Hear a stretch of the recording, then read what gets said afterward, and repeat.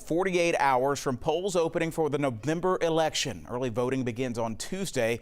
Take a look here at the latest NBC News poll tonight, comparing support for Vice President Kamala Harris and former President Donald Trump. It compares last month's poll numbers to now, and as you can see right now, the candidates are in a dead heat.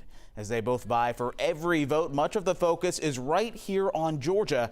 You're looking at video from Albany in South Georgia, where former President Bill Clinton stumped today for Vice President Harris. We know former President Trump is going to be in Metro Atlanta this week as voters get ready to cast ballots. Tonight, political experts tell us they're expecting a rush of early voters. Let's bring in 11 Alive's Teresa Bowles, who's joining us live tonight in Atlanta at one polling location with more from the experts, voters, and Mr. Clinton's visit. So, Teresa, what did the former president talk about today? All right, Joe, I'm at Northside Library, and Clinton criticized former President Donald Trump while expressing his support for Vice President Kamala Harris. But mostly, his message to Georgia voters is you don't have to wait until Election Day to cast your vote. All the experts in both parties say that this election's coming down to 7 or 8 states, one of which is Georgia. Campaigns are closing in on the Peach State. All the polls are really close. And voters will likely be a deciding factor in the 2024 presidential election. Any small incremental changes could be the difference in winning Georgia. Political science associate professor Zachary Peskowitz says there's a narrow chance voters like Terrence Monroe will change their minds. When you look at how the country's been the last 4 years, I know who I'm voting for. The reason he says politicians like former President Bill Clinton keep coming here is to motivate Georgians to get to the polls before November 5th. Both parties are trying to get their supporters to turn out early, more so than in the past.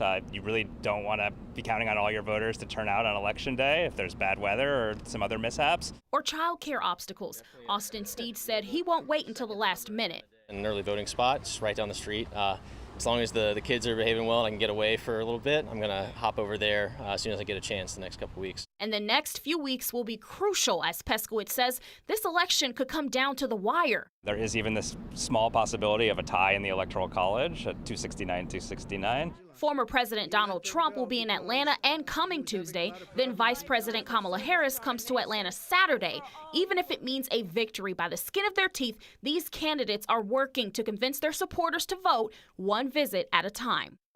Overall, I just wanted to be a nice, smooth process.